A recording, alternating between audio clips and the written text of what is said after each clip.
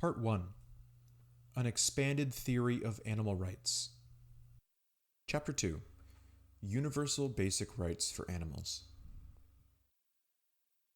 An important strand of animal rights theory, ART, starts from the premise that all animals with a subjective existence, that is, all animals who are conscious or sentient beings, should be viewed as the subjects of justice and as the bearers of inviolable rights.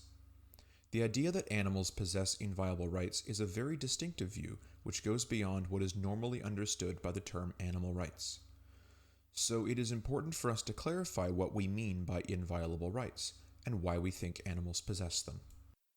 In everyday parlance, anyone who argues for greater limits on the use of animals is said to be a defender of animal rights. Thus, someone who advocates that pigs being raised for slaughter should have larger stalls so as to improve the quality of their short lives is described as a believer in animal right. And indeed, we can say that such a person believes that animals have a right to humane treatment. Someone defending a more robust rights view might argue that humans should not eat animals since we have lots of nutritious alternatives, but that medical experiments on animals are permissible if this is the only way to advance crucial medical knowledge, or that culling wild animals is permissible if this is the only way to save key habitats. We can say that such a person believes animals have a right not to be sacrificed by humans unless an important human or ecological interest is at stake. These views, whether they endorse a weaker or more robust conception of, are crucially different from the idea that animals have inviolable rights. The idea of inviolable rights implies that an individual's most basic interests cannot be sacrificed for the greater good of others. In Ronald Dworkin's famous phrase, inviolable rights in this sense are trumps, which cannot be violated no matter how much others would benefit from their violation. For example, a person cannot be killed in order to harvest her body parts, even if dozens of other humans might benefit from her organs, bone marrow, or stem cells. Nor can she be made subject of non-consensual medical experimentation, no matter how much the knowledge gained from experimenting on her would help others. Inviolable rights in this sense are a protective circle drawn around an individual, ensuring that she is not sacrificed for the good of others. This protective circle is usually understood in terms of a set of basic negative rights against fundamental harms such as killing, slavery, torture, or confinement. The idea that human beings have such inviolable rights is controversial. Utilitarians, for example, believe that morality requires us to bring about the greatest good of the greatest number, even if this means sacrificing one person to do so. If we can save 5 people by killing one, we should do so, all else being equal. As the great utilitarian Jeremy Bentham famously put it, the idea of inviolable rights is nonsense upon stilts.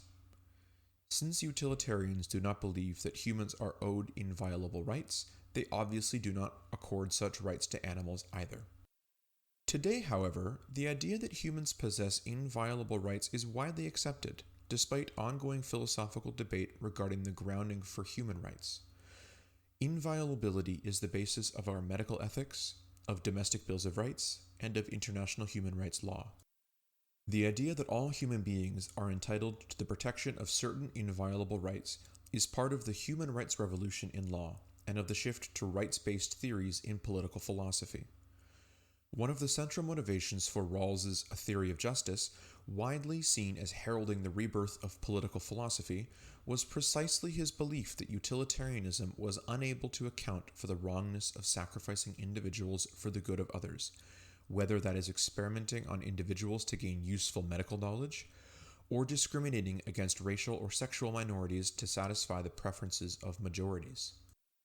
An adequate defense of liberal democracy, he believed, required a more Kantian conception of respect for individuals, which emphasizes that we should never be treated simply as a means for the good of society.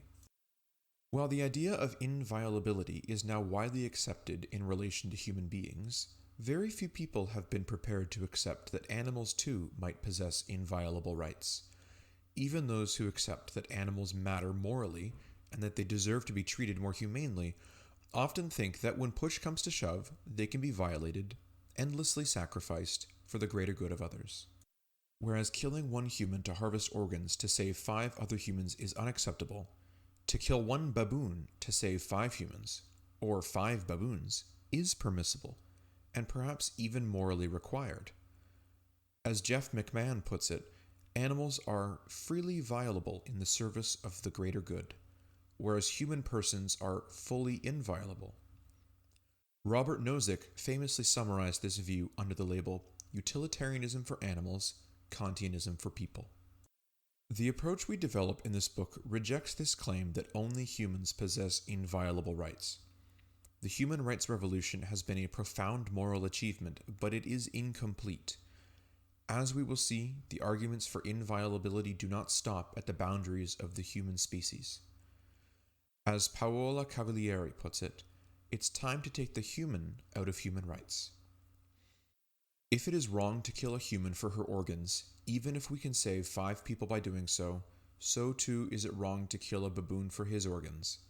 Killing a chipmunk or a shark is a violation of their basic, inviolable right to life, just as killing a human being is. The claim to inviolable rights for animals has already been ably defended by several animal rights theorists, and we have little new to add to their arguments. Those who are already persuaded of this view can skip this chapter and move directly to the more original part of our argument regarding the group differentiated and relational rights we owe to different groups of animals. Most readers, however, are unlikely to be persuaded of this view and may find it wildly implausible. If so, we hope that the arguments we develop in the rest of this book will still be of interest. Even if you endorse utilitarianism for animals, Kantianism for people, or indeed, even if you endorse utilitarianism for both animals and people, or some other theory altogether, we believe that there is still a compelling case for adopting a more political and relational account of animal rights.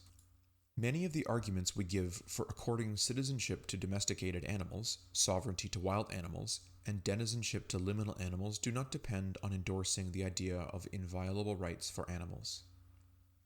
However, our own elaboration of these arguments will be developed within a strong animal rights framework that includes a commitment to inviolability. This affects how we elaborate these arguments and the conclusions we draw from them.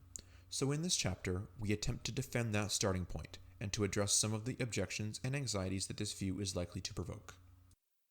Why do so many people find the idea of inviolable rights for animals implausible? Some people think it is simply self-evident that the death of a human being is more tragic and more of a loss to the world than the death of a baboon, and that killing a human being must therefore be a greater wrong than killing a baboon. We hope that our discussion in this chapter will give readers a livelier sense of the loss when animals die. But in any event, this entire line of argument is misplaced. After all, we can and do make similar judgments about the relative loss when different human beings die. We may think that it is more of a tragedy when a young person dies in an accident than when a very old person dies, and more of a tragedy when someone who loves life dies than when a misanthrope dies. Yet these judgments about comparative loss have no implications whatsoever for the inviolable right to life. The fact that it may be more tragic when a young person dies does not mean that we can kill the old person to provide organs for the young person. We cannot kill misanthropes to harvest organs for the use of people who love life. Indeed, this is the essential point of inviolable rights, and how they differ from utilitarianism. From a strict utilitarian perspective, the strength of people's right to life depends on how much they contribute to the greater good. We are all freely violable in the service of the greater good, and so you have to earn your right to life by showing that your continued existence serves the overall good. Those who are young, talented, and gregarious are therefore bound to have a stronger right to life than those who are elderly, infirm, or miserable. The strength of one's right to life varies with the comparative loss from one's death. The human rights revolution is precisely a repudiation of this way of thinking. The principle of inviolability says that people's right to life is independent of their relative contribution to the overall good, and is not violable in the service of the greater good. This is now firmly established in the human case, and we argue that it must extend to animals as well. The death of some individuals may be more of a tragedy or loss than the death of other individuals within and across species, but they all possess inviolable rights. They all have an equal right not to be sacrificed for the greater good of others. To say that animals have an equal right not to be sacrificed for the greater good of others raises another set of worries and objections. Does this entail that animals have equal rights with humans, including, say, the right to vote, or to religious freedom, or to post-secondary education? This is often invoked as a reductio of the idea of animal rights, but here again it misunderstands the logic of the rights revolution.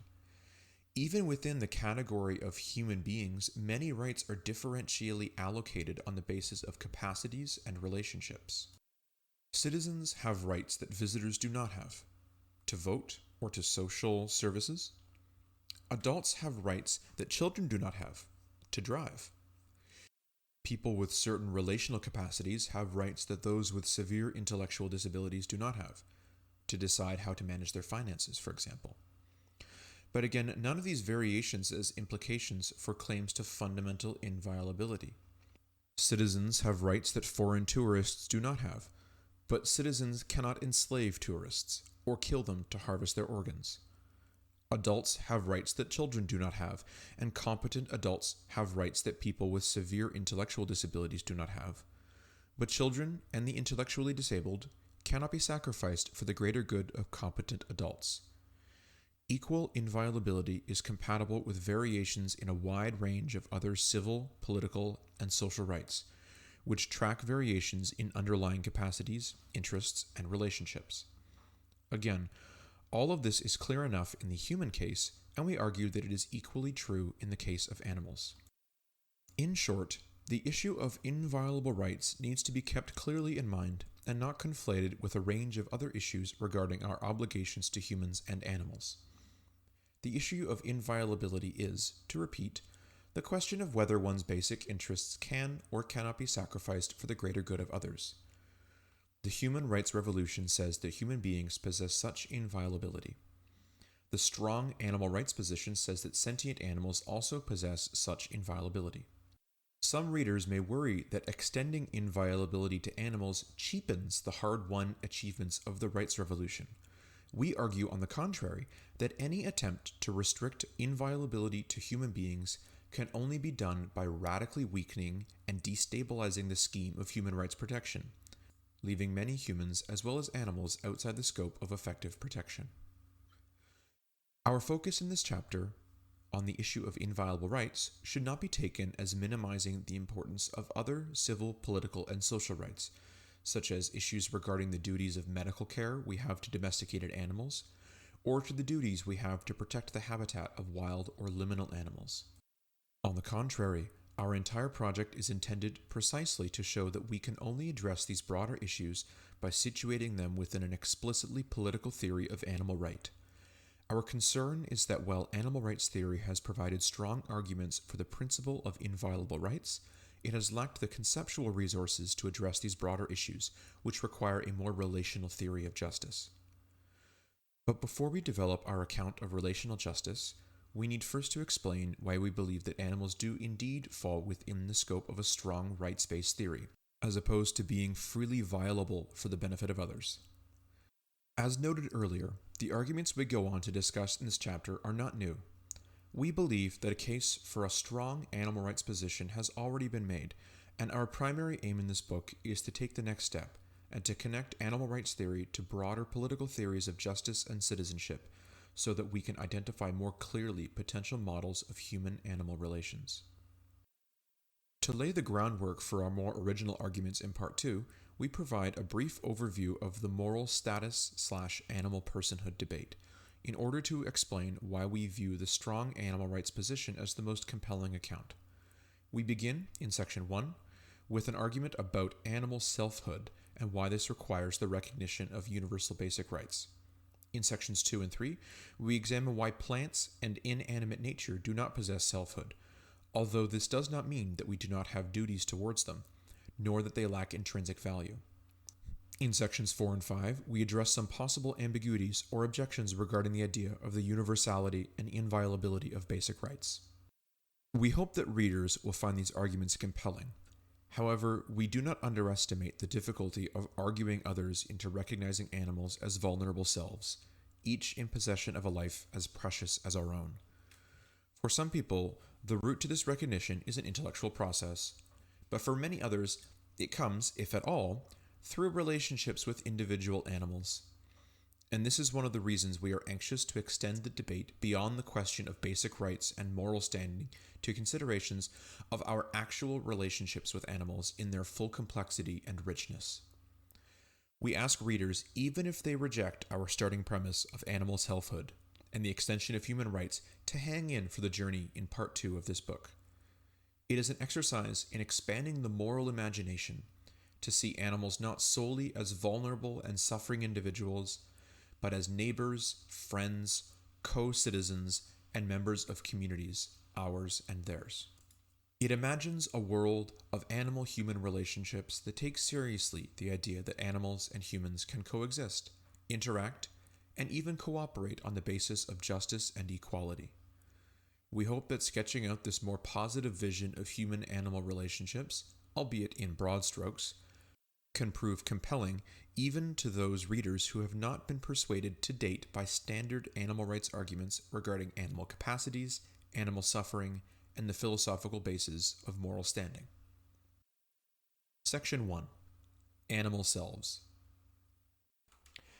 The assumption of most mainstream contemporary Western political theory is that the community of justice is coextensive with the community of human beings.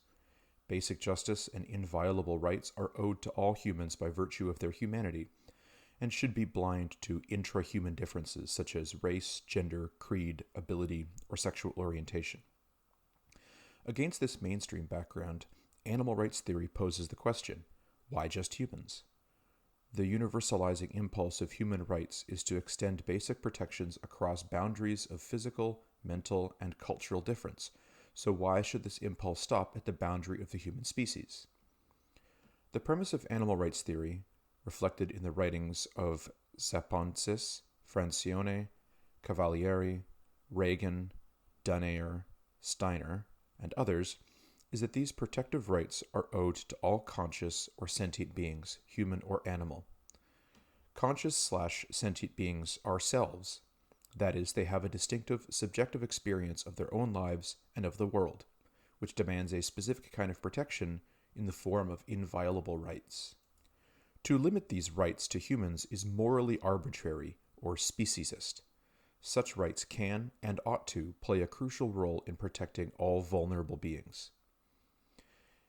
Sentience/consciousness has a distinct moral significance because it enables a subjective experience of the world. According to Francione, quote, "The observation that animals are sentient is different from saying that they are merely alive. To be sentient means to be the sort of being who is conscious of pain and pleasure. There is an I who has subjective experiences." End quote. Steiner's formulation is that, quote, "Sentience is a capacity shared by all beings for whom the struggle for life and flourishing matters, whether or not the being in question has a reflective sense of which things matter or how they matter." End quote. Beings who experience their lives from the inside and for whom life can go better or worse are selves, not things, whom we recognize as experiencing vulnerability to pleasure and pain, to frustration or satisfaction, to joy or suffering, or to fear or death. Recognizing others as sentient in this way changes our attitude towards them. Cora Diamond speaks of recognizing the other as a, quote, "fellow creature," end quote.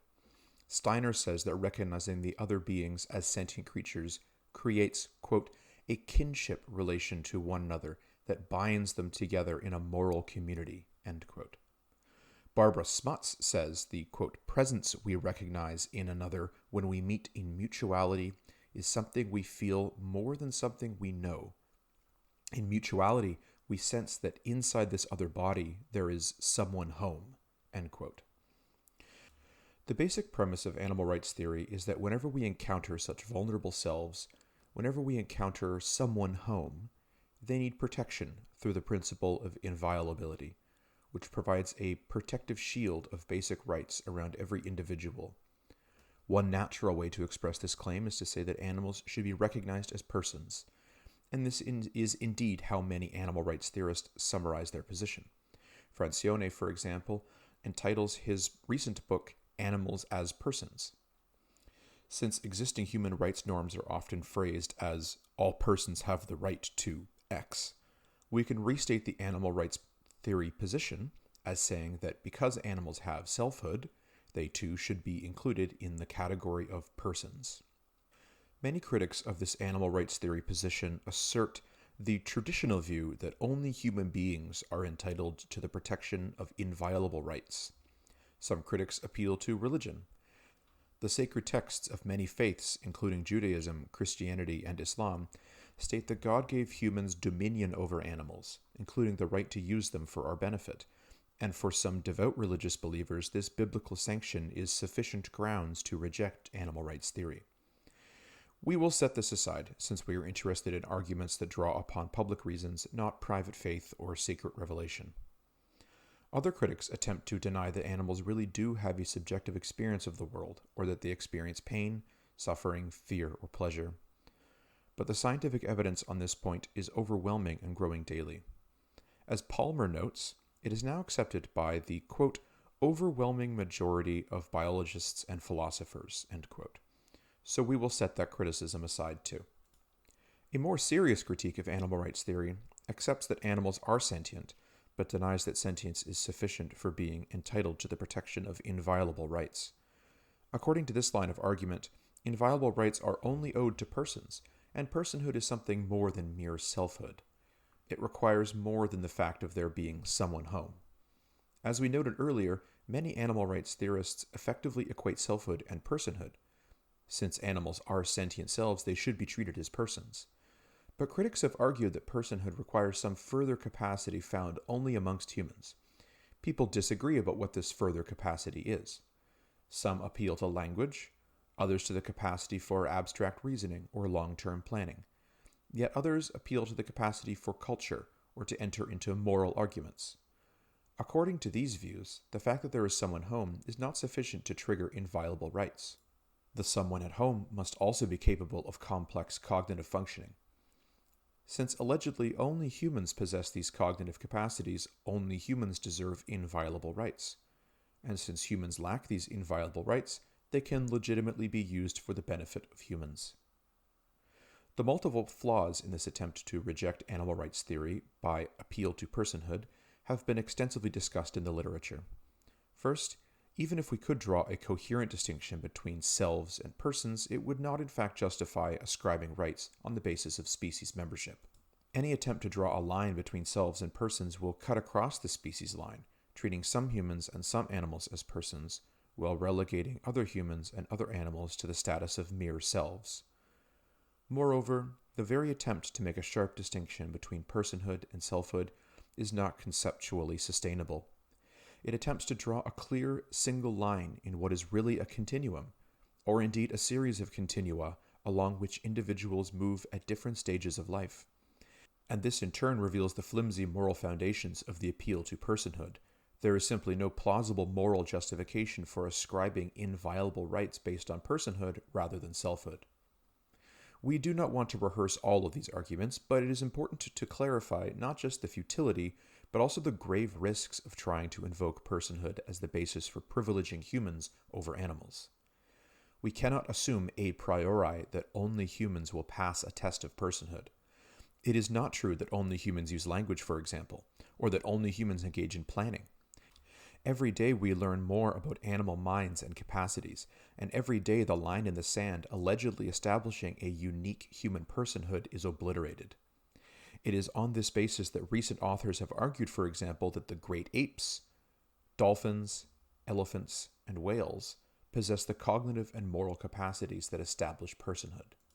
One could try to overcome this by raising the bar of personhood so that it requires not only language or planning, but, say, the capacity to engage in reasoned moral argumentation and to make commitments to comply with principles reached through such argumentation. In this view, personhood requires the ability to articulate one's beliefs verbally in a form that meets certain standards of public accessibility and universalizability, to be able to understand other people's moral arguments, to engage in some process of rational reflection about the relative merits of these different views, and then consciously and deliberatively to conform one's behavior to the principles that result from such a process of moral reasoning. It is clear that apes and dolphins are not persons in this Kantian sense. But it is equally clear that many humans are not persons in this sense either. Many humans, for example, infants, the senile, the mentally disabled, those temporarily incapacitated due to illness, and others with severe cognitive impairments, do not possess the alleged prerequisites of personhood, and in some cases their capacities are clearly exceeded by apes and dolphins and other non-humans. And yet children and the cognitively impaired are not persons? Are they not precisely the most vulnerable kinds of human beings whom the concept of inviolable human rights ought to protect? In the philosophical literature, this is often described as, quote, the argument from marginal cases, end quote. But this way of stating the objection misses the point. The problem is not that we have a clear majority of, quote, normal humans who pass the test of personhood, and then a few, quote, marginal cases of humans who possess selfhood but not personhood.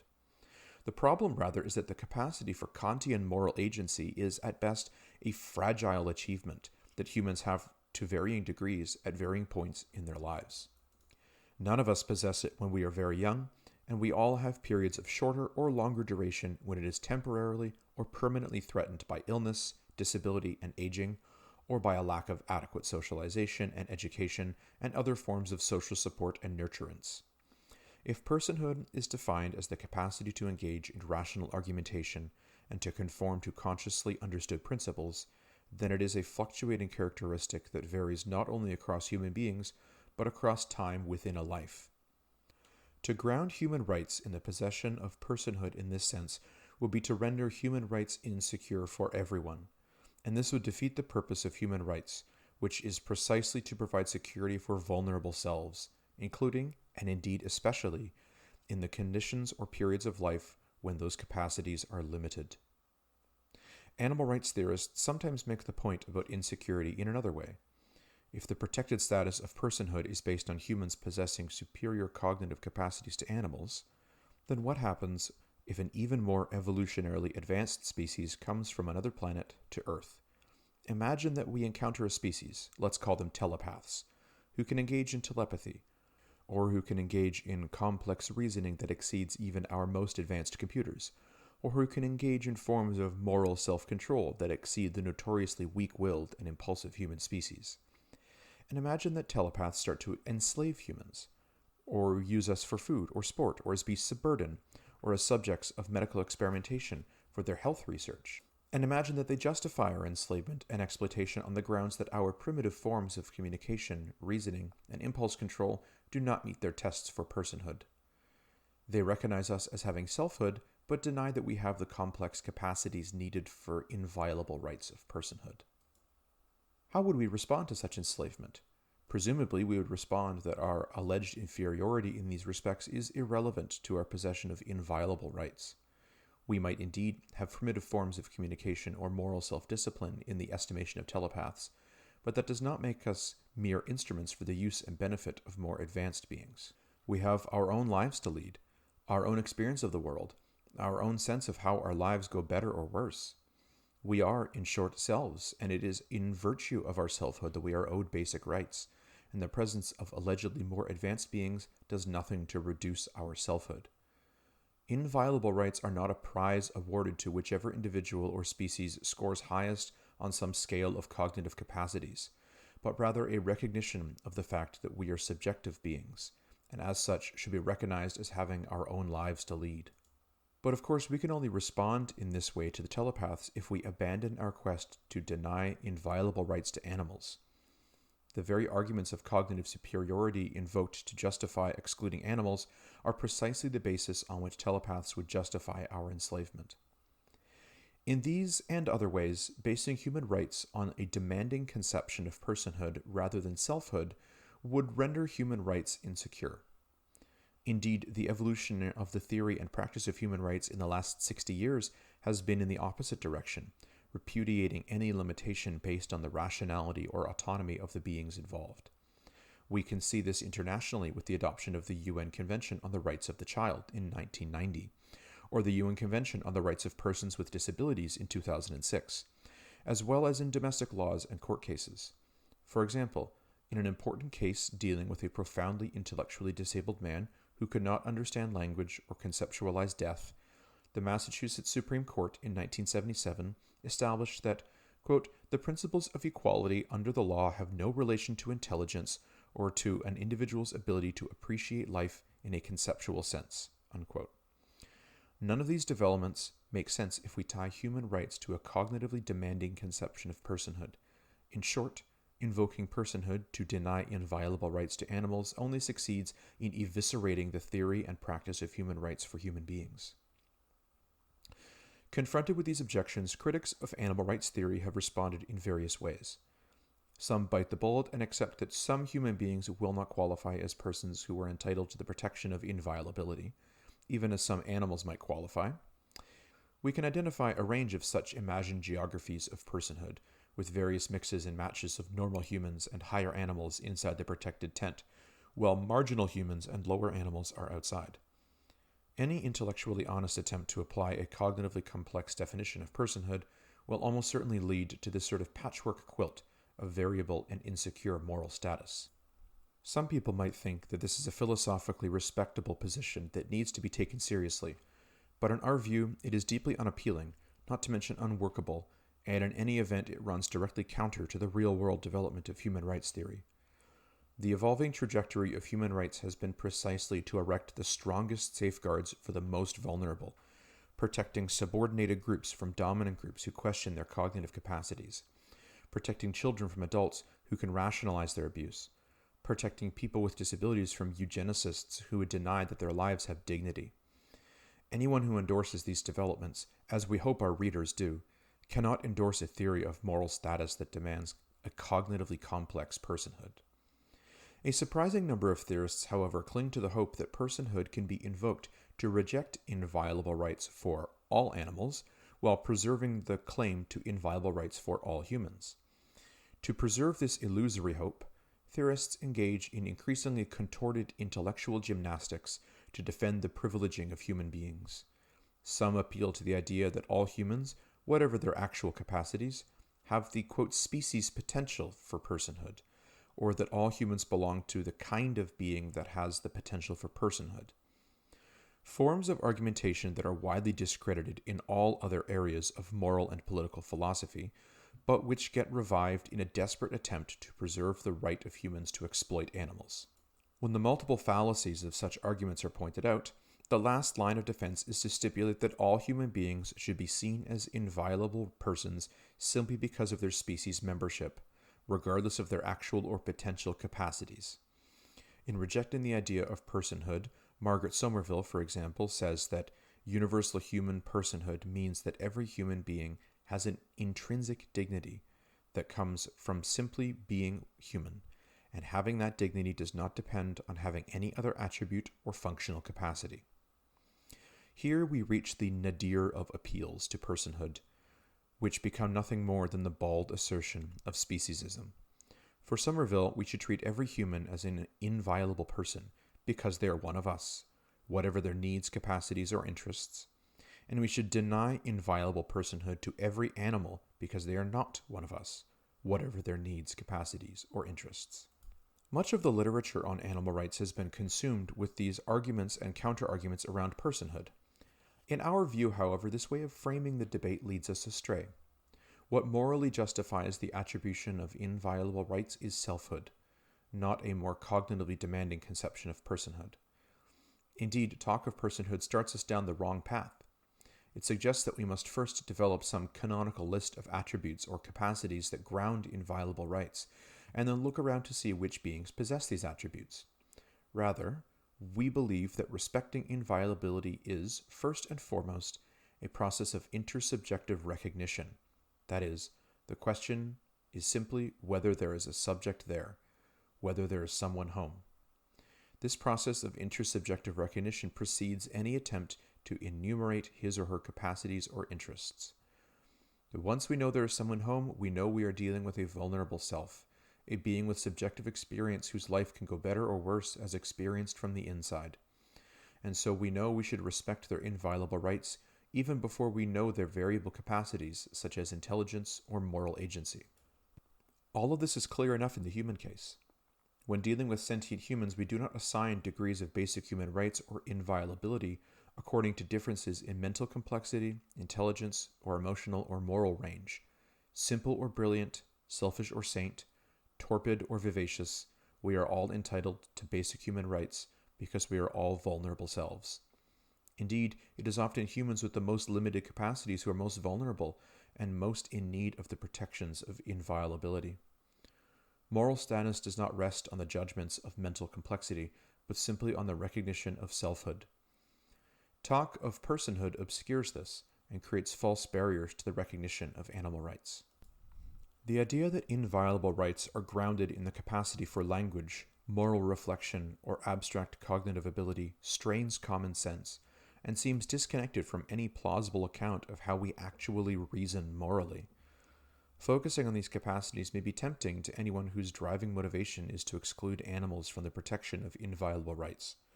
But that end can only be achieved by hollowing out the theory, making a mockery of the idea of protecting the vulnerable and the innocent. Given the way talk of personhood obscures our moral reasoning, and the way it has been used for exclusionary purposes, it might be better to avoid the language of personhood entirely, and simply to talk, in both the human and animal cases, of selfhood, and of the inviolable rights that protect selfhood. But the language of personhood is too deeply woven into our everyday discourses and legal systems to be simply expunged. For many legal and political purposes, advancing an animal rights agenda will require using the pre-existing languages of persons and extending it to animals. And so we too, like Francione, will sometimes speak about animals as persons. But it is important to emphasize that for the rest of this book, we are treating personhood as a synonym for selfhood, and that we reject any attempt to distinguish personhood from selfhood as the basis for inviolable rights. Such efforts are conceptually unsustainable, morally unmotivated, and radically destabilizing to the very idea of universal human rights. Our fundamental position, then, is that animals have inviolable rights in virtue of their sentience or selfhood, the fact that they have a subjective experience of the world. This naturally raises the question of which beings are indeed conscious or sentient in this sense. Which animals ourselves? The truth is we may never be fully able to answer this question. There is something fundamentally unknowable about other minds, and this chasm increases the further we move from forms of consciousness and experience that most resemble our own. Are mollusks conscious? Insects? The evidence to date suggests that they are not, but this may just reflect the fact that we are looking for a distinctly human form of subjective experience and not considering other possible forms. Scientists are still learning how to study animal minds, and there will undoubtedly be hard cases and gray areas for a long time to come when trying to identify consciousness. However, this doesn't change the fact that we can readily identify it in many instances. Indeed, the types of animals that are most cruelly abused are precisely those whose consciousness is least in doubt. We domesticate species like dogs and horses precisely because of their ability to interact with us. We experiment on species like monkeys and rats precisely because they share similar responses to deprivation, fear, or rewards. To invoke the difficulty of determining a threshold of basic consciousness as a justification for continuing animal exploitation is dishonest. As Francione argues, even if we don't know enough about animal minds to be sure about whether all animals are sentient or conscious, we know that many of them are, and that the ones we routinely exploit most certainly are. Moreover, it is important to emphasize that recognizing selfhood does not require that we be able to unravel the mystery of an animal's mind. The point of Smuts's quote about someone home is that we can recognize consciousness without being able to understand what it is to be a bat, say, or a deer, just as we can recognize the selfhood of other humans whose subjective experience is profoundly different from our own. This doesn't mean that we shouldn't seek greater understanding of animal minds. Science has made remarkable strides in recent years in demonstrating the range and complexity of animal intelligence and emotion. This understanding has been vital in changing human attitudes towards animals, especially in overturning the old scientific consensus that animals were insentient, a prejudice with remarkable staying power, given the overwhelming evidence and common sense to the contrary. Scientific understanding is also vital in helping us understand the specific interests of individual animals and species, and interpreting what they are able to communicate to us about those interests. The better we understand animals, the greater opportunities for rich and rewarding and just intersubjective relationships. There will always be some animals whose world and experience are so removed from ours, like the eel pout fish living deep in Pacific Ocean thermal vents, that the best we can do is to recognize that there is a self there, respect their basic rights, and leave them to get on with their life. But there will be countless others with whom greater understanding and relationship is possible.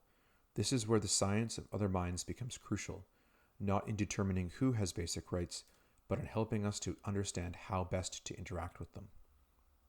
Thus, we eagerly await new developments from the ethical exploration of animal minds. However, the moral claim to basic rights does not hinge on these findings. We already know that in the case of most animals there is someone home. This, in our view, is sufficient to ground respect for basic inviolable rights. Admittedly, ours is a minority view, and we have no doubt that debates will continue to rage concerning moral status, selfhood, personhood, and universal basic rights. Defenders of human superiority will continue to engage in increasingly contorted intellectual gymnastics to defend the privileging of human beings, and animal advocates will continue to strip the last vestiges of human chauvinism from our moral theories. As we said earlier, our aim in this book is not to reproduce all these arguments and counter-arguments. Readers who are interested in them can consult a number of good collections of key texts. And no doubt there will continue to be new and more ingenious efforts to defend speciesism in all its dimensions. But as Peter Singer notes, we have now had 30 years of such attempts, and, quote, the continuing failure of philosophy to produce a plausible theory of the moral importance of species membership indicates with increasing probability that there can be no such thing, end quote. Section 2. Justice for Persons and the Value of Nature. This, then, is our basic starting point. Like many other animal rights theorists, we defend inviolable rights for animals as a response to the vulnerability of selfhood or individual consciousness. So far, we have primarily been concerned with defending this position against critics who seek to restrict moral personhood to human beings or to a few higher animal species. But it's worth noting that there is another, very different line of critique of animal rights theory found amongst ecological theorists. As we noted earlier, they often criticize animal rights theory for not extending moral standing far enough. Animal rights theory extends moral standing to sentient beings, but not to forests, rivers, or nature more generally. Indeed, some ecologists argue that animal rights theory fundamentally remains an anthropocentric theory. It takes human beings as the measure of moral status, and simply argues that some other species share enough human-like characteristics to qualify for human rights. Let us start with the anthropocentric objection, and then turn to the issue of the value of nature. Anthropocentrism, as we understand the term, is an approach to moral theory that takes humanity as its standard. It starts by asking what the essence is of being human, or of humanity, and assumes that human beings are entitled to rights and justice in the virtue of this essential humanity. Animals in this anthropocentric view achieve moral standing only if they can be seen as possessing or approximating some aspect of this essence of humanity. This is not our approach. Our theory is not one based on any account of the essence of being human, any more than it is based on the essence of, say, being a dog. Our theory is instead based on an account of one of the key purposes of justice, which is the protection of vulnerable individuals. Being an I, a being who experiences, represents a particular kind of vulnerability, calling for a particular form of protection from the actions of others, in the form of inviolable rights. This is not imposing a human-centric moral criterion on animals. On the contrary, what happens to sentient beings matters because it matters to them. It is in fact that sentient beings care about how their lives go that generates a distinctive kind of moral claim on us. It's true that when we ask questions about what we mean by justice, it is often helpful to start from the familiar human case, and to examine our intuitions about what constitutes human justice and why it is important. As we noted above, we believe that if one attends carefully to those intuitions, we will see that what matters is the presence of subjective experience, which all humans share, and not the cognitive functions which only some humans possess at particular points in life. But the fact that we start from the human case in this sense doesn't mean that we are privileging some theory of humanity, nor that we are privileging a distinctly human state of subjectivity. We could equally have started from our intuitions about dogs, and whether they seem to be the kinds of beings who are vulnerable in ways that could be protected by inviolable rights.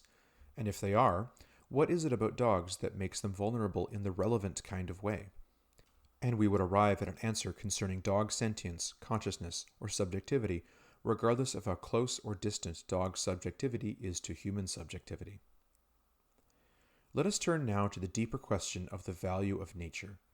As noted, ecological theorists have argued that it's not just individual animals who are vulnerable to harm for humans. Entire species are being obliterated, watersheds are polluted, mountain ranges pulverized, and once flourishing ecosystems degraded.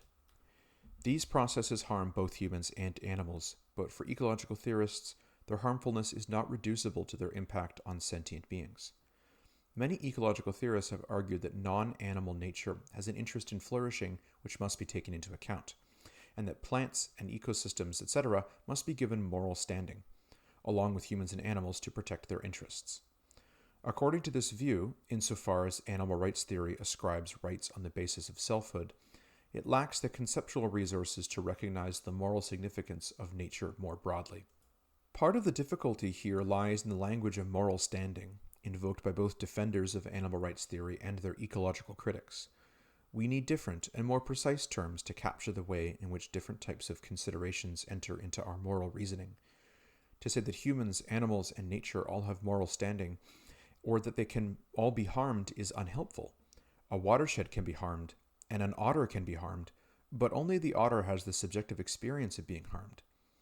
This does not mean that subjectively experienced harm is necessarily more serious than other types of harm, but it does mean that it is different and calls for different remedies and protections.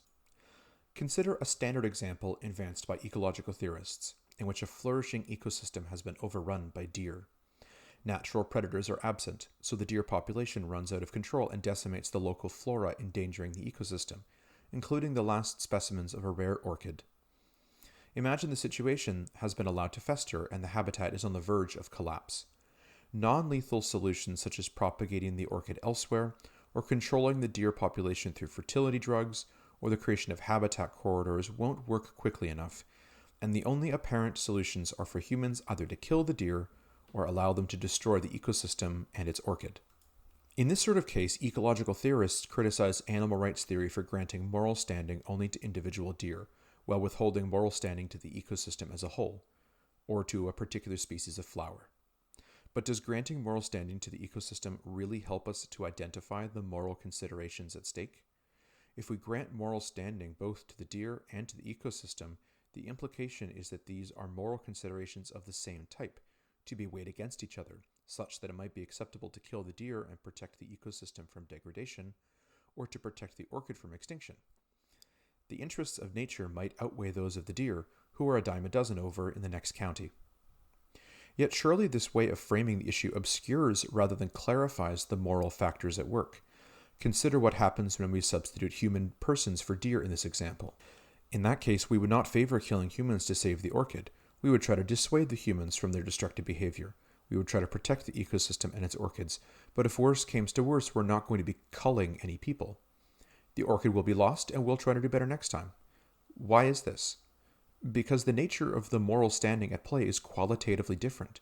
The orchid or the local habitat does not have the right kind of interest that can override the inviolability of persons and their right not to be killed. Indeed, ecological theorists typically accept this. When ecological theorists first proposed that plants or ecosystems should have moral standing in the theories of justice, critics raised the objection that the protection of an ecosystem or species could be used to justify the killing of humans. Ecological theorists were quick to respond to these eco-fascism charges by insisting that granting moral standing in a holistic way to species and ecosystems could not be used to justify the trampling of basic human rights. While holistic entities, such as species or ecosystems, have moral standing, it is not equivalent to human moral standing. As Caldecott puts it, recognizing the moral status of the ecosystem supplements pre-existing moral systems of inviolable human rights, and cannot be invoked to limit or reject those pre-existing human rights. Moral standing is a hierarchy, in other words. Natural systems have a moral standing that such ecological values must be taken into account, but these values do not trump basic human rights. This move, however, shows that the ecological discourse of moral standing is systematically misleading, obscuring fundamental differences in what we mean by moral standing. As much as animal rights theory, ecological theory implicitly operates with the assumption that certain beings are bearers of inviolable rights. But it simply assumes without argument that only humans qualify as persons with inviolable rights, while putting both sentient animals and non-animal nature into a residual category of moral standing whose basic interests are subject to trade-offs. This may be a defensible position, but it's not illuminated or defended by asking whether non-animal nature has moral standing. Rather, the fundamental issue is about how we identify the set of beings whose selfhood generates inviolable rights. The question of selfhood is separate from and constrains the ways we respond to the value of nature. Ecological theorists implicitly presuppose that the selfhood of animals, unlike the selfhood of humans, does not generate the protection of inviolable rights. But they give no argument for this position, which therefore amounts to the naked assertion of speciesism, just like Somerville. In our views, it is misleading to suggest that humans, animals, non-sentient life forms, and inanimate nature all have interests in the same sense, and hence that all have moral standing.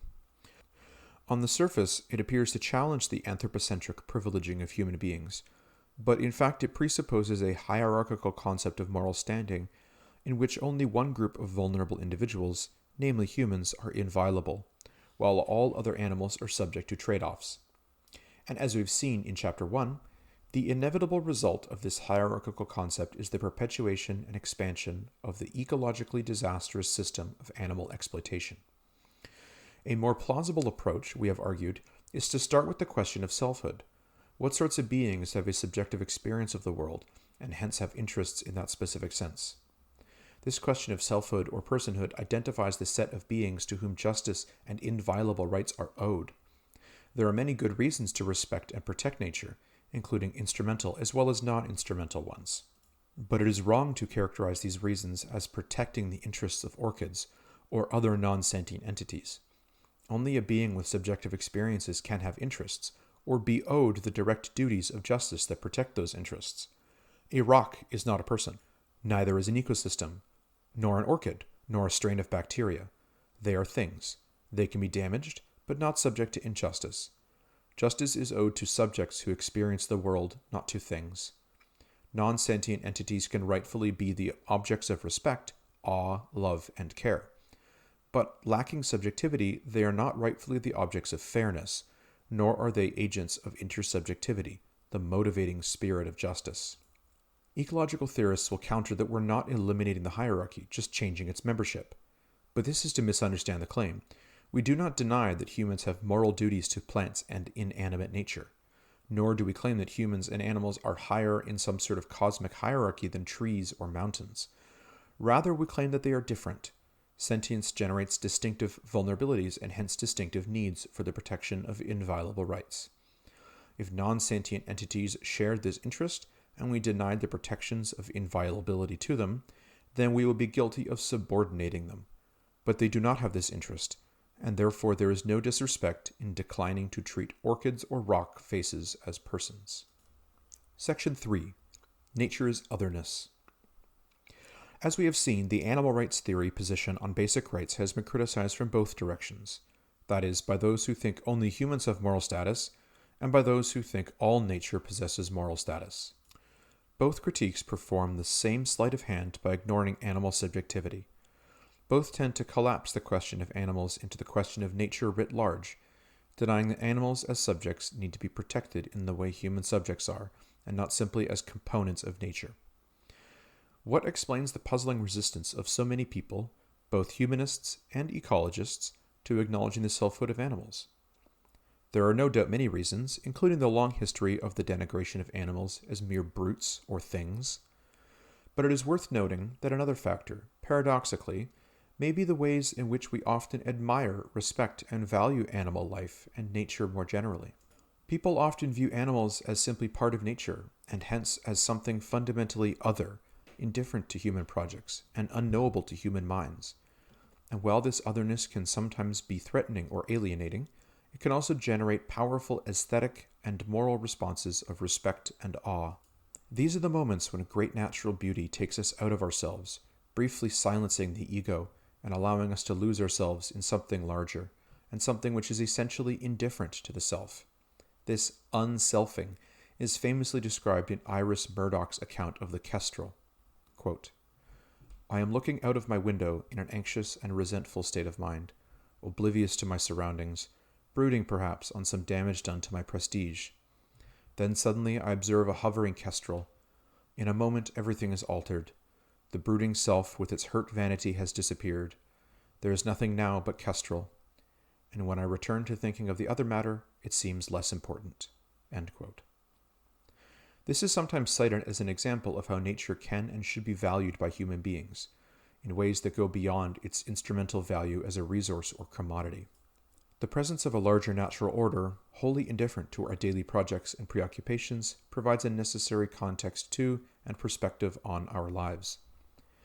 Consider a related description by mountain climber Karen Warren. Quote, "One recognizes the rock as something very different, something perhaps totally indifferent to one's own presence, and finds in that difference joyous occasion for celebration. One knows the boundary of self, where the self, the I, the climber, leaves off and the rock begins. There is no fusion of two into one, but a complement of two entities acknowledged as separate, different, independent, yet in relationship. They are in relationship if only because the loving I is perceiving it, responding to it, noticing it, attending to it." Deborah Slicer quotes this passage, describing the relationship between climber and rock face as an exemplar of a kind of loving attention which should be the basis for our ethical relations to the other, including animals, plants, and non-living nature. Loving attention and respect for nature's otherness, including beauty, self-containment, and self-sufficiency, represents a critical moral ability and opportunity for many humans, and perhaps some animals. And the experience of such moments of selfless attention or connection may be vital in motivating humans to care for nature, including animals.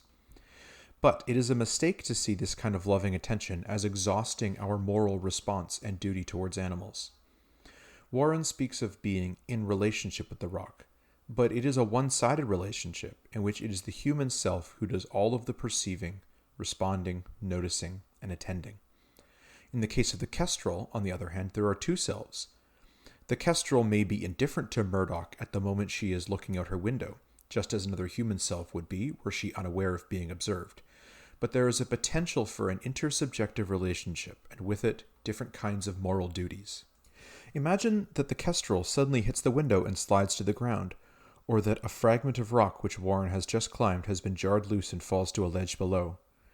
In the first instance, moral action to attend to the kestrel is called for. Murdoch has an obligation to go to the bird and help her if she can. The latter instance demands no comparable moral action. Warren may chide herself for sloppy climbing and regret marring the rock face, but there is no other self who is suffering and demanding moral action. The incident may prompt Warren to reconsider whether rock climbing really is consistent with loving attention for rock faces, but there is no call upon her to climb down to the ledge to assist the rock fragment she has just dislodged. If we overemphasize animals' separateness from us, their independence, distance, inscrutability, or indifference, we are at just as much risk of moral error as if we overemphasize our similarity by projecting onto them needs, desires, and interests that are distinctly our own. The same might be said of our relationships with humans. The fact is that many animals are far from indifferent to us and quite capable of communicating a great deal about their needs, desires, and interests as individual selves. Barbara Smuts, in her work with baboons and domestic dogs, is an expert witness of the process of interspecies communication and connection. Quote, "the capacity to feel our way into the being of another," end quote. In her field research observing baboons, she describes a critical moment in the baboon's response to her presence amongst them. Initially, they simply retreat from her in a unilateral, instinctive response to a potential threat. Over time, Smuts learns to, quote, talk baboon, changing everything from the way I walked and sat, the way I held my body, and the way I used my eyes and voice, end quote. As she gradually communicates to the baboons that she can respond to their cues, indicating emotions, motivations, and intentions, they come to recognize her as a subject. Quote, this may sound like a small shift, but in fact it signaled a profound change from being treated as an object that elicited a unilateral response, avoidance, to being recognized as a subject with whom they could communicate. Over time, they treated me more and more as a social being like themselves, subject to the demands and rewards of relationship. This meant that I sometimes had to be willing to give more weight to their demands, for example, a signal to get lost, than to my own desire to collect data. But it also meant that I was increasingly often welcomed into their midst, not as a barely tolerated intruder, but as a casual acquaintance, or even on occasion a familiar friend. End quote. Smuts came away from her time with the baboons with a profoundly different awareness of the individuality of animals and the possibilities for intersubjective encounters. Quote, before Africa, if I were walking in the woods and came across a squirrel, I would enjoy its presence, but I would experience it as a member of a class, squirrel. Now I experience every squirrel I encounter as a small, fuzzy-tailed, person-like creature. Even though I usually don't know this squirrel from another, I know that if I tried, I would, and that once I did, this squirrel would reveal itself as an utterly unique being, different in temperament and behavior from every other squirrel in the world. In addition, I am aware that if this squirrel had the chance to get to know me, he or she might relate to me differently than to any other person in the world. My awareness of the individuality of all beings and of the capacity of at least some beings to respond to the individuality in me transforms the world into a universe replete with opportunities to develop personal relationships of all kinds. Such relationships can be ephemeral, like those developed with the birds in whose territories we may picnic, or lifelong, like those established with cats, dogs, and human friends. End quote. This attention to the possibilities of intersubjective relationship is very different from Murdoch's moment of unselfing. The latter encounter is possible with many kinds of other, sentient and otherwise. The former is only possible with other selves, creating the basis for intersubjectivity and the special protections entailed by its unique form of vulnerability. Generalized discussion of the other, meaning animals and nature, obscures the fact that animals are not just other, they are selves, and it is selfhood that motivates the specific moral attitudes of fairness and compassion which underlie our duties of justice. Section 4. The Great Debate, summing up. The foregoing, in essence, describes the great debate initiated by animal rights theory for the last 45 years.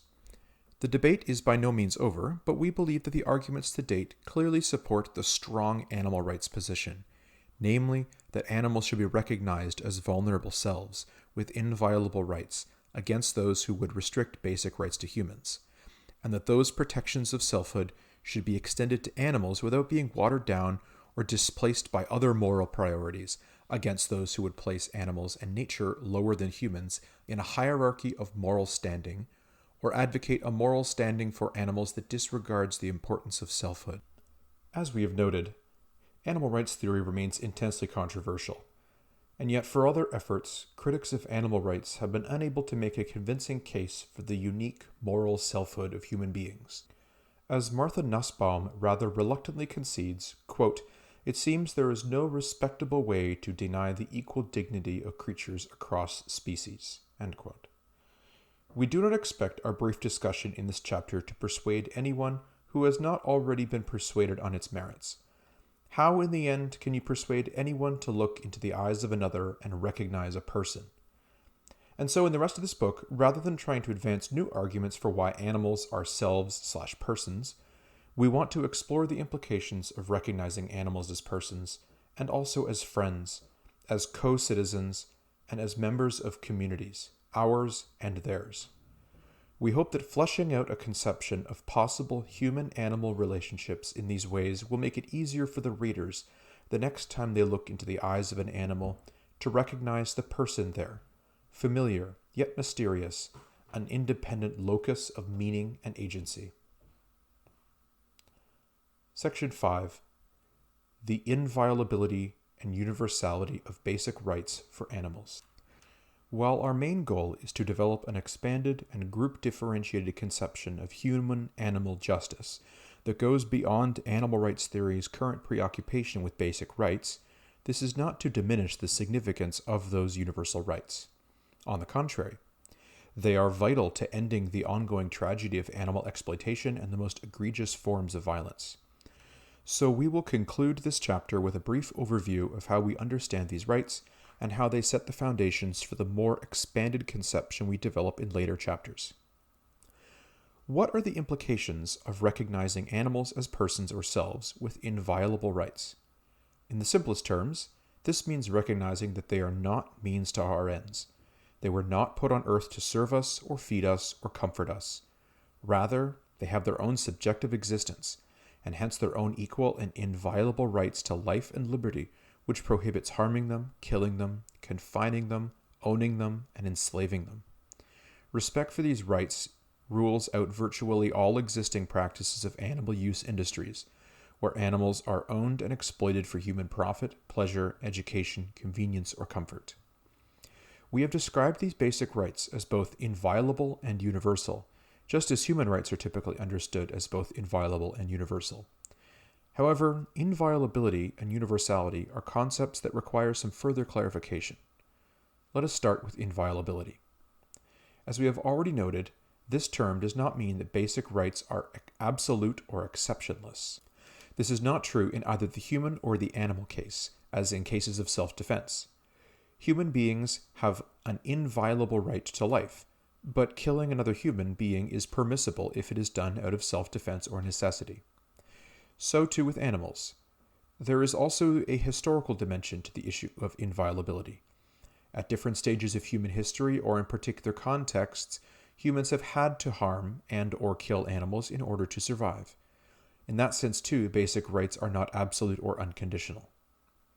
This raises a more general point about the nature of justice, namely that it only applies in certain circumstances. What Rawls, following Hume, calls the circumstances of justice. Ought implies can. Humans only owe justice to each other when they are in fact able to respect each other's rights without jeopardizing their own existence. Rawls calls this the requirement of moderate scarcity.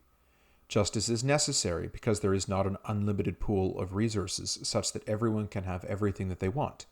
But for justice to be possible, the competition for resources must be moderate rather than severe, in the sense that I can afford to recognize your legitimate claims without undermining my own existence. We can contrast this with what are sometimes called lifeboat cases, when there is too little food or shelter for all to survive. In these lifeboat conditions, the most extreme actions may need to be contemplated. In order to avoid everyone on the boat dying, one person may be sacrificed, or sacrifice themselves, and various proposals have been made about how to decide who should live and who should die. But the existence of such extreme lifeboat cases tells us nothing about the basic rights we owe each other in the normal case where the circumstances of justice do apply. In conditions of moderate scarcity, rather than lifeboat cases, murdering other humans for food or for shelter is wrong. Similarly, there are lifeboat cases in the relations between humans and animals. Indeed, in the past, the circumstances of justice may not have applied to many human-animal interactions, and the killing of animals may unavoidably have been a central and enduring part of a group's survival strategies. And there may still be some isolated communities of humans dependent on the limited local options for survival who arguably are not in the circumstances of justice with animals. But circumstances change. Ought implies can, but what we can do changes over time, and so therefore does the ought. Today, most of us are no longer in the circumstances that would justify imprisoning and killing animals for food, labor, or clothing. We have no need to engage in the tragic necessity of harming animals in order to meet our own needs. This does not mean that we never need to kill animals. Animals sometimes attack humans, or pose a lethal risk to humans by their presence. For the example, venomous snakes who take up residence in human houses. And the nature of these risks can change over time. A particular species of animal with whom we used to have benign relations may develop a virus that is lethal to us, and we may need to take protective action that had not been required beforehand. On the other hand, we may develop technologies, for example, inoculations or barriers, that allow us to manage long-standing risks from animals, rendering unnecessary harmful self-defense measures that had been previously required. Assessing and sustaining the circumstances of justice is therefore an ongoing task. Whether one is in the circumstances of justice towards humans is not a simple or one-shot yes-no judgment. While human societies no longer need to routinely kill or enslave animals in order to survive, there will be ongoing cases of potentially lethal conflict, and these cases may evolve and change over time.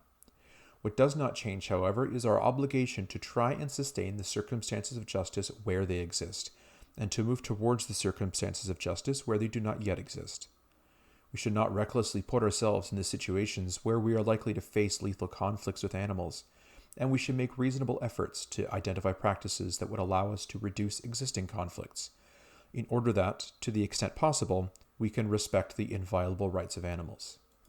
What precisely this will require of us will vary considerably. For those of us who live in wealthy urban environments, the vast bulk of our daily interactions with animals clearly falls within the circumstances of justice.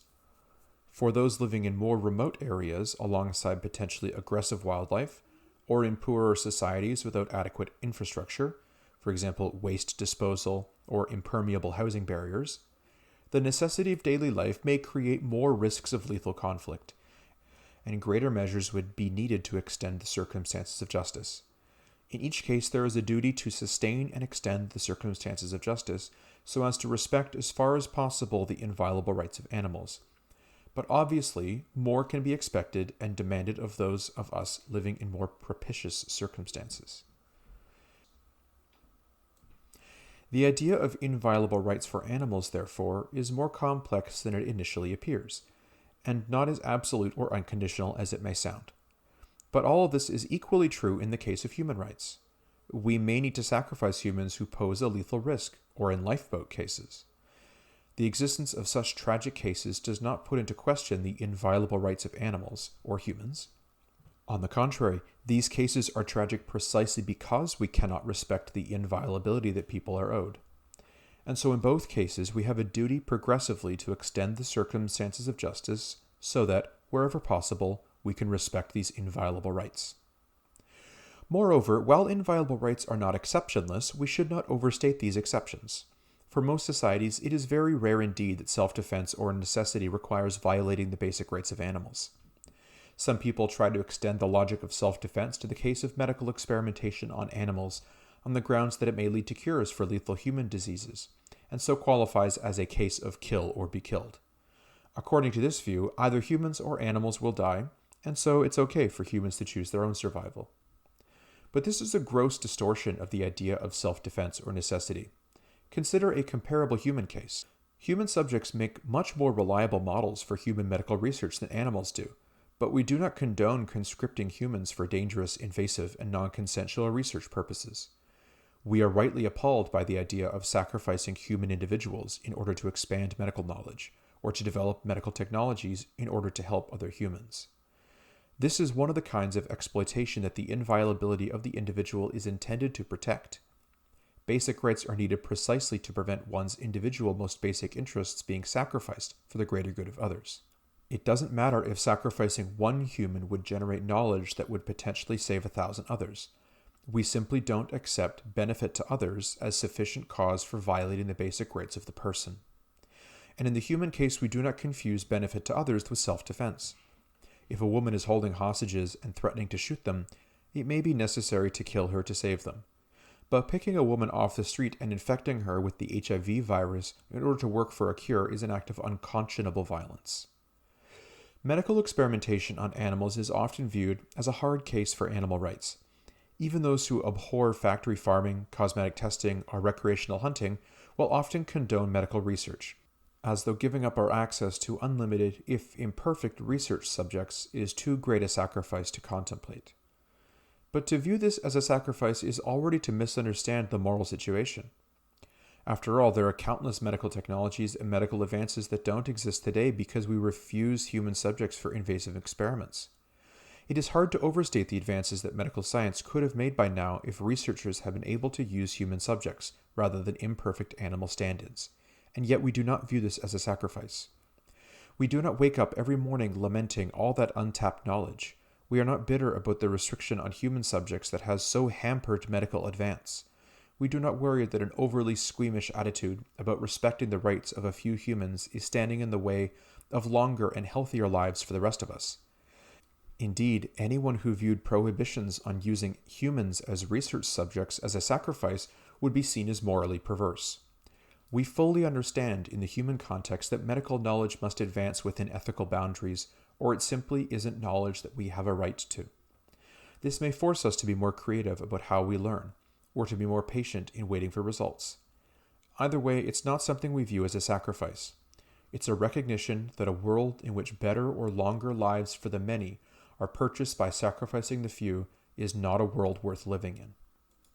It will require a huge adjustment for societies to accept that medical knowledge gained by harming and killing animals is not knowledge to which we are entitled. But the costs of the adjustment would be temporary. After a few decades in which new practices become customary and a new generation of researchers trained, animal experimentation will be perceived much as human experimentation is viewed today. Its prohibition would not be viewed as a cost, just as the absence of human experimentation is not viewed as a cost. Nobody would think that giving up animal experimentation constitutes a sacrifice on the part of humans. Rather, they would wonder how we ever rationalized such a practice in the first place. This then is how we understand inviolability, in both the human and the animal cases. It is conditional on the circumstances of justice, but where those circumstances exist, it provides firm protection for basic rights, even when, and indeed especially when, sacrificing the interests of the few could benefit the interests of the many. Let us now turn to the issue of universality. Following Cavalieri and others, we have presented our account of human rights as a logical extension of the doctrine of human rights and as sharing in its aspirations to universality.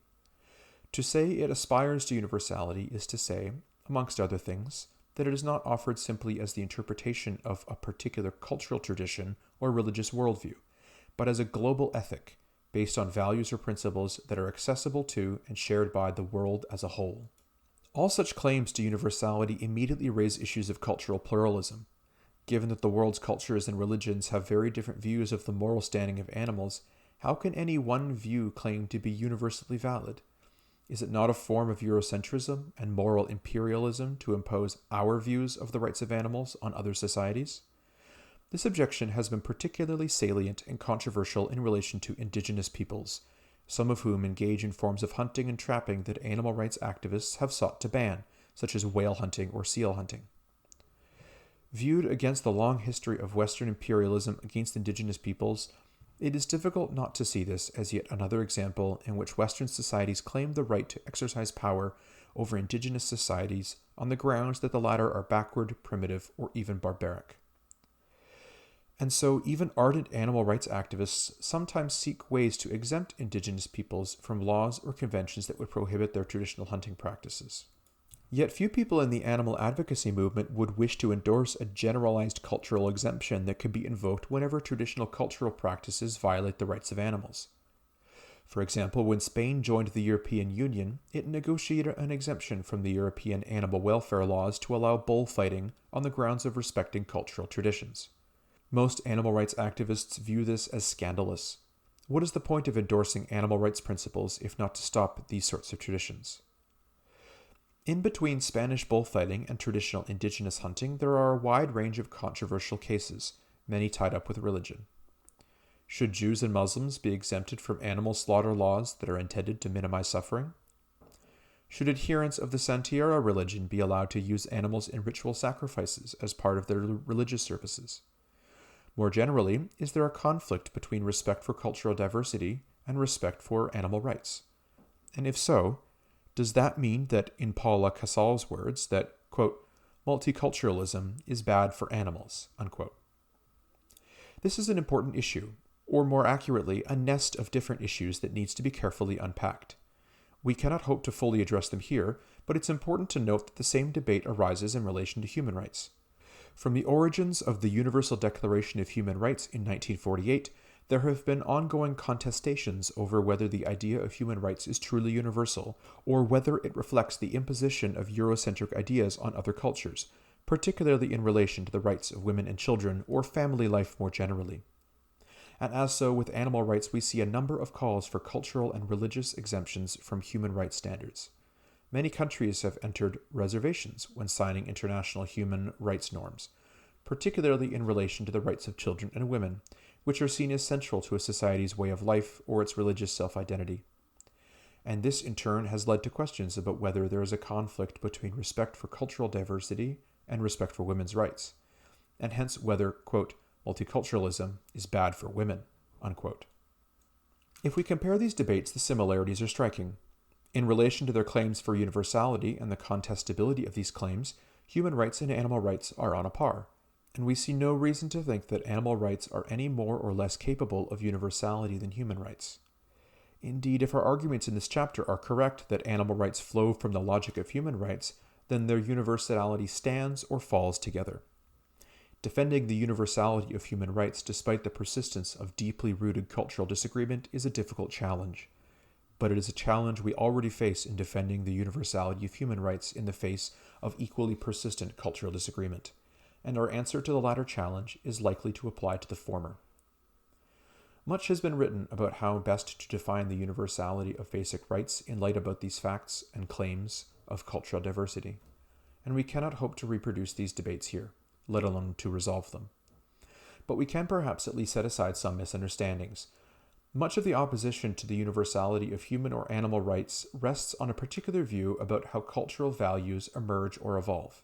As Bielefeld notes, when people discuss whether human rights are Western, they often operate implicitly with the model of cultures as acorns that turn into oak trees.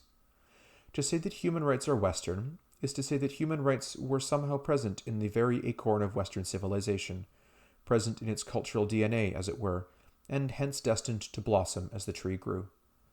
By contrast, human rights are said to be missing from the acorn of Islamic or Eastern societies, not part of their cultural DNA, and hence not part of their natural evolution, but can only be, at best, a foreign graft that does not truly fit into their tree. Similarly, someone who denies the universality of animal rights might argue that animal rights are part of the cultural DNA of the West, but not of the East. This model of acorns and oak trees is hopelessly misleading in relation to both human and animal rights. To state the obvious, the same Western civilization that nurtured the ideas of human rights also nurtured Nazism and Stalinism, not to mention the centuries of patriarchy and racial supremacy, all of which drew upon the deeply rooted ideas in Western culture about order, nature, evolution, and hierarchy.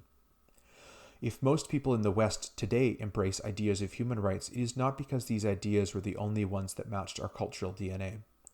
Rather, people have judged that amongst the many diverse and contradictory moral sources that are found in our history and culture, the ideas of human rights are worthy of being endorsed and defended, while other moral sources are judged unworthy of our continued allegiance. This process is one that takes place within every culture, not just the West. Within every culture and religion, there is a diversity of moral sources, or a diversity of interpretations of moral sources, some of which fit comfortably within the ideas of human universal rights, others of which do not. Whether members of a society endorse human rights is not predetermined by their primordial cultural DNA, but rather is determined by their ongoing judgment about which of their diverse moral sources are not worthy of allegiance. Human rights achieve universality, therefore not through a series of alien grafts into societies that lack the appropriate cultural DNA, but through processes of reflecting on diverse moral sources, leading ideally to an unforced consensus on a set of shared values or principles. This is the model that most theorists invoke today to explain the universality of human rights, and we believe that the same model applies to animal rights. No society is predetermined to embrace animal rights theory, nor is any society predetermined to reject it. Every society contains a diversity of moral sources on the status of animals, some of which will lead comfortably in the direction of animal rights theory, others of which do not, and it is up to all of us to judge which of these moral sources we find compelling. This, we believe, is as true of indigenous societies as of European societies. Indeed, the conception of inviolability we have just defended, that is, one which condones the killing of animals only if and when it is a tragic necessity, is arguably closer to traditional indigenous attitudes than to the mainstream attitudes of Western societies for the past few centuries. The available evidence suggests that many human cultures have viewed the killing of animals as a tragic necessity. For millennia, the fact that humans had to exploit animals in order to survive was a source of psychic stress. It's easy to forget this now, when most people who go through their daily lives with barely a thought for the billions of animals who suffer and die to serve human wishes. But in ancient times, to the credit of our ancestors, the exploitation of animals was recognized as tragic and morally problematic. In many Mediterranean cultures, for example, it was considered taboo to consume unsacrificed meat. When animals were sacrificed, a token amount was offered to the gods, and the remainder distributed for human consumption. James Serpell describes sacrifice culture as a form of blame shifting, in which the gods are ultimately held responsible for the killing of animals by demanding that humans offer sacrifice. Animals were delivered to the temple or priest, who performed the ritual slaughter after eliciting alleged consent from the animal, thus further mitigating blame, and priests had to cleanse themselves after performing the dreadful deed. In modern times, most humans live at a remove from direct animal exploitation, and seem to have successfully repressed any need for redress, although blame shift and mitigation practices continue amongst traditional hunting societies and religious groups. In some respects, endorsing animal rights theory may well involve a greater cultural shift for the mainstream of Western societies than for societies that maintain this older view of killing animals as a tragic necessity to be atoned for. And not surprisingly, there is indeed debate within indigenous societies about the wisdom and necessity of various hunting and trapping practices, and some indigenous leaders resent the way the fur industry, for example, uses indigenous peoples in their marketing and publicity to whitewash their industrial-scale exploitative and abusive practices. In any event, there is no basis for saying that animal rights theory is somehow in the West's cultural DNA, but can only be a foreign graft for other societies. The universality of animal rights, as of human rights, is something to be debated openly through a process of reflecting on our moral sources, not prejudging by simplistic assumptions about the primordial essence of cultures. Obviously, we believe that the claim to universality for both human and animal rights can be vindicated, and that this process of moral reflection can lead to an overlapping consensus on basic rights for all vulnerable selves. But we would emphasize that claiming universality for animal rights theory is not the same thing as endorsing its imposition on other societies. As with the case of human rights, there are powerful moral and practical reasons for limiting coercive intervention to the most grievous violations, and for focusing our efforts instead on supporting societies to move towards the fulfillment of human and animal rights. This is particularly true when dealing with historically subordinated groups that have good reason to distrust the motives of their erstwhile oppressors. We should also note that claiming universality for human or animal rights does not justify the instrumentalizing of such rights. As noted earlier, there is a long history in which dominant groups have justified their exercise of power over minorities or indigenous peoples by appealing to the backward or barbaric way that they treat women, children, or animals. In this context, human and animal rights are used not out of a good faith concern for the rights holders, but rather to justify the reproduction of existing power relations. In the case of animals, dominant groups typically ignore the ways in which they are directly complicit in the abuse of millions of captive and enslaved domesticated animals, while hypocritically complaining about the hunting practices of rural communities and indigenous peoples, or the ritual use of animals by religious minorities. Even though these latter practices represent only a tiny fraction of abused animals overall. Dominant groups also complain about the way developing countries fail to protect their charismatic or endangered wildlife, while engaging in rampant extermination campaigns at home against non-endangered animals that often pose much less of a threat. In these ways, dominant groups invoke animal welfare instrumentally to reaffirm their sense of superiority over other peoples and cultures. In all of these cases, concern for animals is being manipulated and invoked selectively to legitimate injustice between humans in ways that discredit the underlying norms. We must guard against these forms of moral imperialism. But the solution to this instrumentalization, we believe, is not to disown the universality of human rights or animal rights, but on the contrary to make that universality more explicit, to ensure consistency and transparency in the way we interpret these principles, and to create forums in which all societies can participate equitably in debating and shaping these principles. Activists in the human rights field have adopted the same approach in response to worries about the instrumentalization of human rights. This, then, is how we understand universality. We believe that the view of animals as vulnerable selves who need the protection of inviolable rights is one that is accessible to all societies from within their diverse moral sources, and cannot be treated as the unique property of any one culture or religion. If these arguments for animal rights are indeed found persuasive, then we all have a duty to respect the inviolable rights of animals once we are in the circumstances of justice, and we all have a duty to try to bring those circumstances into being. What this will require will vary from society to society, but it is a task that we all face. Section 6. Conclusion.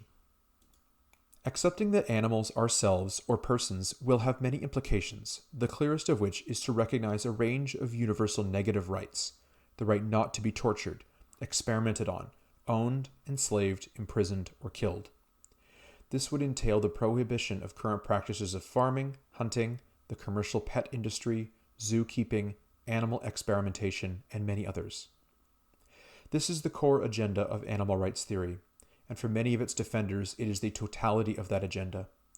Animal rights is about abolishing exploitation and liberating animals from enslavement. As we have seen, an influential strand within animal rights theory, sometimes called animal abolitionists or liberationists, assumes these prohibitions against exploitation rule out virtually all forms of interaction. But we do not believe that animal rights theory can stop here. Respecting the basic rights of animals need not, and indeed cannot, stop all forms of human-animal interaction. Once we recognize the basic rights of animals, we need to ask about the appropriate forms of animal-human interaction that respect those rights. Ending the human exploitation of animals is a necessary start, but we need to know what non-exploitative relations might look like. What is the potential for mutually beneficial relations between humans and animals? Now, what kinds of positive obligations do we owe animals, whether those in our direct care, those in a symbiotic relationship with us, or those who live more distantly and independent of us? These are the questions to which we now turn.